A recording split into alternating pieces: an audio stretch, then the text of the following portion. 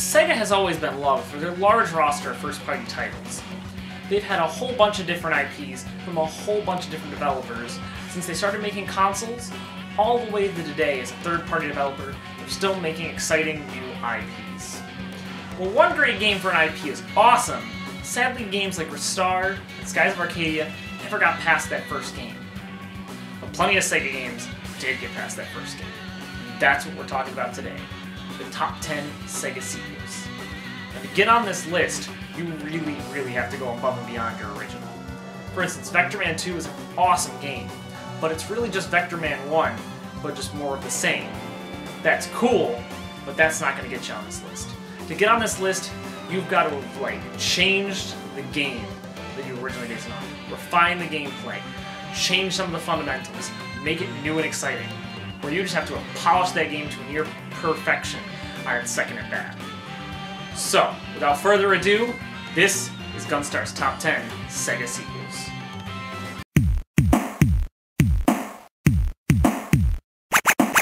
Virtualon is a pretty cool one-on-one mech combat game. It's very similar to a proper fighting game like Street Fighter or Mortal Kombat when you boil it down to it. The arcade game had a really neat twin-stick setup to control your mech that felt really natural, and a twin-stick peripheral was even released when the game came to the Saturn in Japan to recreate the arcade feel, and they aren't actually that hard to obtain. They are much easier to obtain than the ones used for the Dreamcast, where the first game on our list, Virtualon Oratorio Tengram, landed in 2000. This game gets a spot by making the game far deeper by adding a nice new set of basic abilities that made combat far more enjoyable and deep, like sidestepping, being able to strike during dashes, turbo attacks, and a large new array of weapon input combinations. Of course, no new fighting game update would be complete without new combatants and stages, and Oratorio Tengram delivers on that as well. The sequel took all the clunkiness out of the first game and got all cylinders fighting for the sequel. Just, if you want the full experience, go to the Total Control Saturn to Dreamcast adapters and buy the Saturn Twin Stick controllers.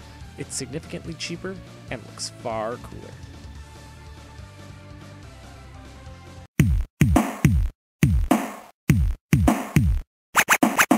Virtua Fighter 1 was an incredible game when it hit. For 1993, the graphics absolutely floored people, showing that gaming was going to be capable of some amazing things in the future. It was one of the few great games and good tech demos for the 32X next to its sibling Virtua Racing, and its release on the Saturn was kinda rough around the edges. Enough so that Sega sent everyone with a registered Saturn a free copy of Virtua Fighter Remix, a version that made some gameplay revisions and made the game look and run smoother.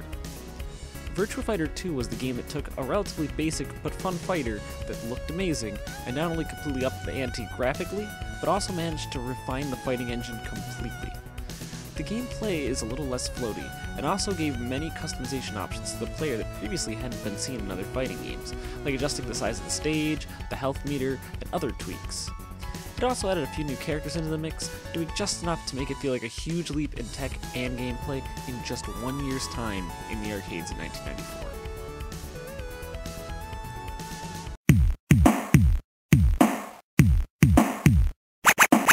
The first X-Men game on the Genesis gets more love than it probably deserves. There are a lot of cool ideas here, and at a time where the Konami beat-em-up had yet to come out, it was far and away the best game based on the mutant team. Looking back though, the game had stiff controls, some of the objectives were relatively hard to figure out, and the overall look and sound of the game wasn't that great. Sure, being able to choose your X-Men and have them all feel really different was neat. The reset gimmick in one of the stages was a pretty big shock for everybody, and some cool boss encounters showed promise, but the first game just wasn't as enjoyable for me as others remember it. X-Men 2 felt like the real deal, the side-scrolling action game we all deserved. Gone was the unnecessary stage select map that was wonky and served no real purpose, in favor of just a traditional level-by-level structure. The game looked and played significantly better than its predecessor. The roster was a bit more fleshed out, adding 2 new X-Men and allowing you to play as freaking Magneto halfway through. There were secrets galore and sweet boss battles all around, and it kept us from feeling too disappointed that Konami's X-Men game never made it to home consoles. This was finally the X-Men game the series deserved.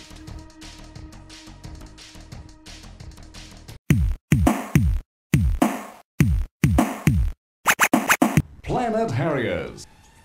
As I talked about in my 32X Arcade Classics video, Space Harrier was one of Sega's coolest, most unique feeling games from their early arcade days, and has always been held in high regard by a large amount of Sega fans, even today. It did get a proper numbered sequel at launch on the Sega Genesis, but it was just the same game, with new levels and enemies, and it just didn't have the same oomph as before. While most people know that to be the only other game in the series, tucked away in the slowly dying arcades of 2001 was a little-known game called Planet Harriers. This game played largely similar to Space Harriers, with enemies coming towards you as you dodged and shot in the air. The things that made this sequel awesome were 4 playable characters and a hidden character from another Sega franchise, Opa Opa. A lock-on system similar to Afterburner, which would also have to recharge after heavy use, so smart use of the lock-on was key to getting far in the game. You also could buy power-ups at the end of each stage using gold you collected from the enemies you killed. The coolest thing though? 2-player co-op. If Space Harrier 2 was just more of the same, Planet Harrier was the true successor to the Space Harrier name.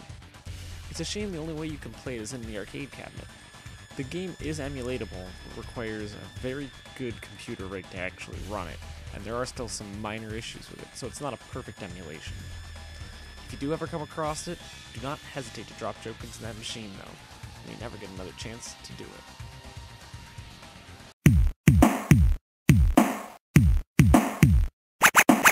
Streets of Rage 1 was already a pretty rad game, with a gritty feel to it that felt less cartoonish than the obvious game was inspired by Final Fight. The game had an incredible, pulsing soundtrack provided by one of the video game business's greatest composers, Yuzo Koshiro, a staple of quite a few classic Sega games. The game was a big success right out of the gate, and everyone knew a sequel was inevitable. That sequel was Streets of Rage 2. Yuzo Koshiro stepped up his game to bring what is arguably the Genesis's best soundtrack.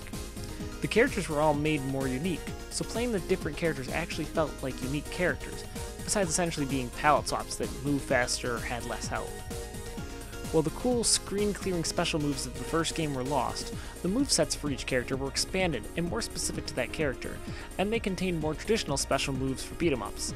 These moves were quite powerful, but cost a small portion of your life to perform. While not a huge leap in gameplay, they refined all the rough edges off the game to come out as one of the most satisfying experiences to be had on the Blast processor.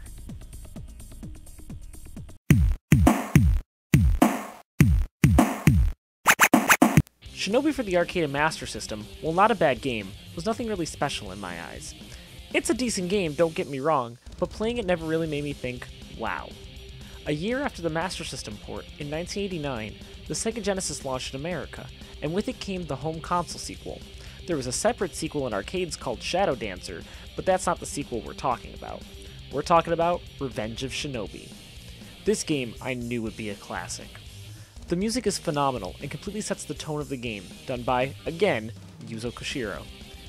On top of this, the game added multiple different ninjutsu magic techniques you could utilize throughout the game. It added more fluid movement and control, and the game was far more interesting to look at. It also dropped the hostages you needed to rescue in the original, in favor of just a traditional platforming side-scrolling action game, with amazing bosses including Batman, Spider-Man, and Godzilla. Though these bosses and other copyrighted likenesses were pulled and put back in throughout the years for different legal reasons. Even as non-copyright infringing bosses, they are awesome. The game just had a slick style that had yet to really be seen in a game, and it proved early on what 16-bit could really do, and showed that even well-received games can use a bit of a shake-up to be even greater.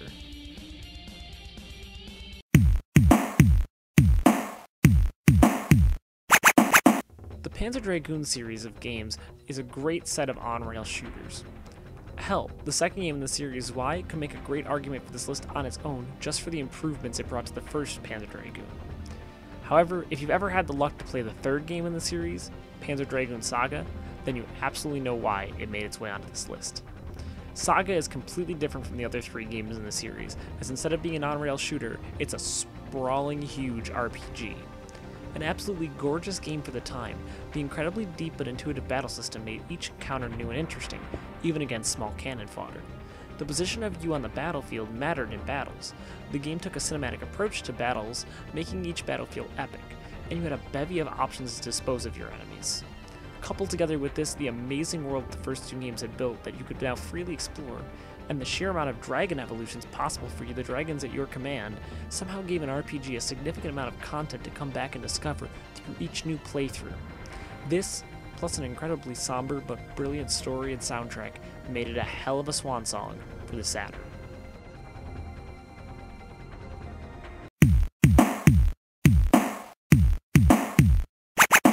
Shining Force 1 was a very big breath of fresh air to RPG fans that had a Genesis. It was unlike many RPGs at the time, in that you controlled all your units on a grid-based battlefield, and one battle could take upwards of an hour. These are a sub-series of RPGs known as strategy RPGs, or tactics-based RPGs. Unless you happen to pick up the relatively obscure Genesis game Warsong, also known as Landgrasser in Japan, you wouldn't have ever really experienced an RPG like this.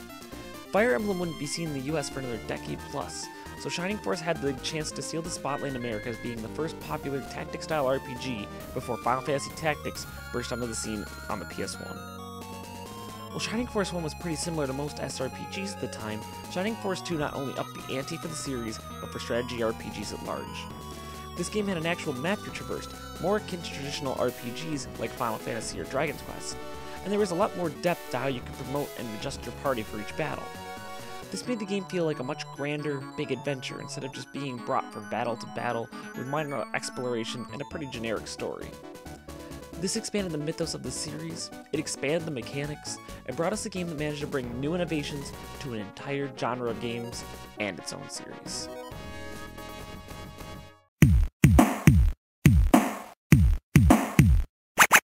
Sonic 1 is a classic, there is no doubt about that. The game was a smash success, a phenomenon, and it took the Genesis from being in the back seat to finally contending with and even beating Nintendo for a while. So when it came time for Sonic 2, Sega handed their US game division the task of making the worthy successor. They did send over Yuji Naka, another top designer from the first game, to work with the US studios to make a worthy successor to Sonic 1. Holy hell, what a successor it was.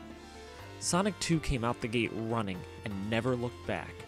Twice the levels, an incredible soundtrack, the debut of Tails and the debut of Supersonic, the neat for its time versus mode, the debut of Sonic's most iconic move, the spin dash, and of course, twice the challenge. Everything was go big or go home for Sega Technical Institute when they made this game. So much so that entire zones were cut out of the game, including the infamous Hidden Palace Zone, which was later recreated and put into the Sonic 2 mobile release for iOS and Android. Even graphically, whilst everything ran smoother and looked nicer, the pseudo 3D half-pipe bonus stage blew people away at the time. It may not be the biggest game changer on the list as far as advancing the series, but if Sonic 1 was the solid foundation, then Sonic 2 was the incredible skyscraper we built upon it.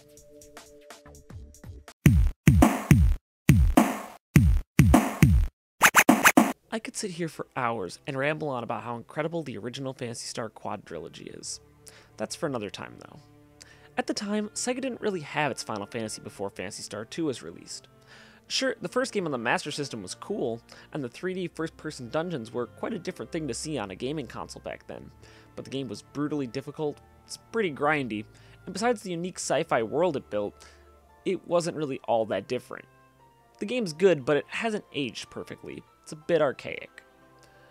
All bets were off when Phantasy Star 2 hit, which brought it more in line with the traditional RPG experience, but now it looked far nicer, the music was far more memorable, and man, what a story it had.